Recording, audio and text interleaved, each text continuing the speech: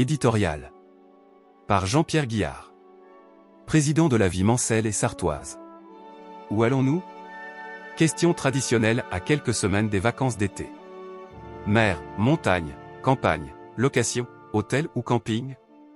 France ou étranger? Toutes ces interrogations trouvent, chaque année, une réponse plus ou moins rapide, même si parfois les débats familiaux peuvent être animés pour ne pas dire orageux dans certains cas.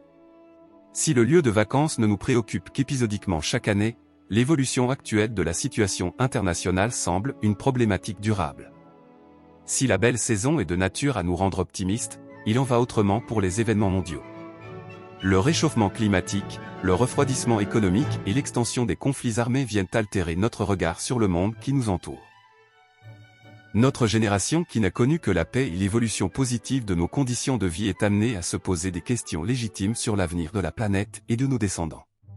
En revanche, dans quelques jours, nos regards de Sartois se tourneront vers l'événement que tous les amateurs de sport automobile attendent chaque année avec impatience, les 24 heures du Mans. Cette course mythique va nous apporter une bouffée d'air frais, avec la ronde des plus grandes marques du monde. Si beaucoup d'entre elles ont inscrit leur nom au palmarès Manceau, Cadillac cherche toujours à y figurer, et se prépare en force pour l'édition 2025. À cette occasion, vous pourrez découvrir son histoire dans ce numéro. Comme dans chaque parution de juin, vous trouverez des articles traitant de l'automobile sous différents aspects, le travail des commissaires de route, la passion d'un préparateur sartois hors pair. Saviez-vous que des voitures électriques fabriquées au Mans ont fait les beaux jours de l'Exposition universelle de Paris en 1937? Nous pouvons ainsi affirmer, sans aucun chauvinisme, que la capitale sartoise est pionnière en la matière. L'équipe de rédaction espère que cette lecture constituera pour chacun d'entre vous une parenthèse dans l'actualité du moment et vous souhaite de bonnes vacances. 24 heures du Mans, commissaire de route, 25 ans de souvenirs. Par Jean-Claude Play.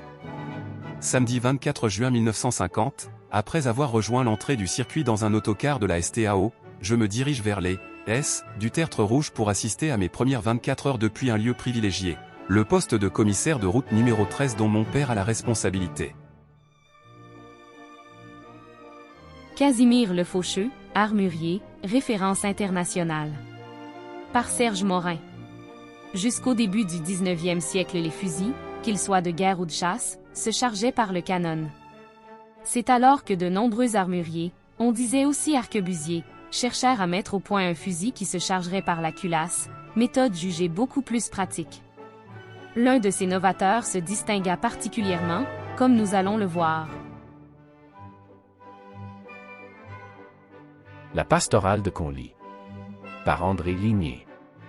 L'histoire du camp de Conly pendant la guerre de 1870 a donné lieu à de nombreuses publications, romans, paroles de chansons, poèmes, dont la pastorale de Conly qui rappelle le sort pathétique des soldats bretons regroupés dans ce camp. Des voitures sartoises à l'Exposition internationale de Paris 1937. Par Jean-Pierre Delapérelle et Jacques-Henri Minier. La fin du XIXe siècle. Ainsi la jamais contente de Genatsi, conçue seulement pour la vitesse, la première, dépasse les 100 km/h en 1899. Dès cette époque, des voitures destinées aux particuliers sont mues à l'électricité comme les productions d'Averley, 1898, Lyon, BGS, 1899, Neuilly, Cardinet, 1900, Paris, et bien d'autres. Par la suite, les automobiles dotées de moteurs utilisant les dérivés du pétrole vont les supplanter. Mystérieuse digitale. Par Philippe Landais. Digital. Que de questions autour de ta robe tantôt violette, jaune ou encore blanche et à ta réputation de fleur fatale.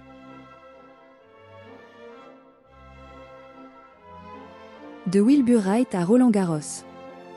Par Daniel Levoyer. 30 octobre 1908, sur une carte postale signée Marie. Souvenir inoubliable dans la mémoire des Manceaux qui ont eu la satisfaction de voir voler l'aéroplane de l'Américain. 3 ans plus tard, la même Marie déplore que sa mamie, résidant à Coulennes, n'ait pas pu voir les évolutions de Roland-Garros au-dessus de la bourgade. Il y a 112 ans, les écoles du Mans étaient dotées d'un nom. Par Didier Béouty. Jusqu'en 1913, les 26 écoles relevaient de la ville du Mans, 7 maternelles, 8 de garçons, 10 de filles, une de dessin. 2 d'entre elles avaient reçu, peu d'années auparavant, un nom, Pape Carpentier et Dulac, les autres établissements étant dénommés par le nom des rues les desservant. L'école de la rue de la Fuie. Cadillac, une victoire à forger. Par Patrick Mèche. Symbole de qualité et de raffinement automobile, Cadillac, la marque de prestige de General Motors, est pour les États-Unis ce que Rolls-Royce est à l'Angleterre. Fondée à Détroit en 1902, elle peut s'enorgueillir d'un riche héritage en compétition, notamment en endurance, mais elle cherche toujours à inscrire son nom au palmarès des 24 heures du Mans. Le bouclier de Brennus et le Mans. Par Didier Béoutis. Même ceux qui ne s'intéressent que de loin aux compétitions sportives ont entendu parler du bouclier de Brennus. Emblème de forme ronde, en métal damasquiné, fixé sur une planche en bois, il est remis chaque année, depuis 1892, à l'équipe victorieuse du championnat de France de rugby. Mais quel rapport avec le Mans, qui n'a jamais remporté ce trophée?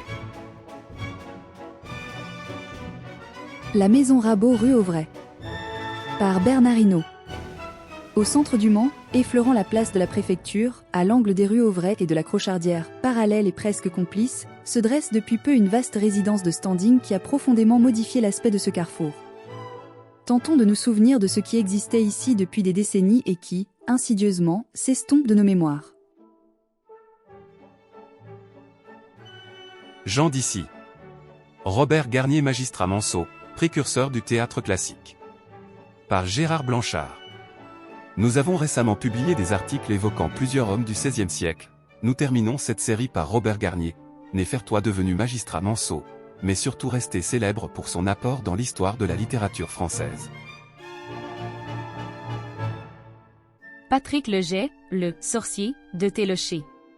Par Jean-Pierre Guillard. Tous les amateurs de sport automobile reconnaîtront le préparateur hors pair des mécaniques Renault que fut Patrick Leget, installé à Télocher, tout près du circuit des 24 heures. De son atelier, celui qui se définissait comme le MacGyver de l'automobile pouvait entendre le bruit des moteurs.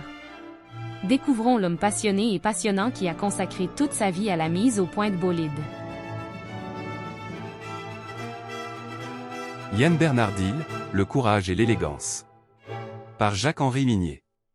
Être né quelque part, pour celui qui est né, c'est toujours un hasard, chantait Maxime Le Forestier.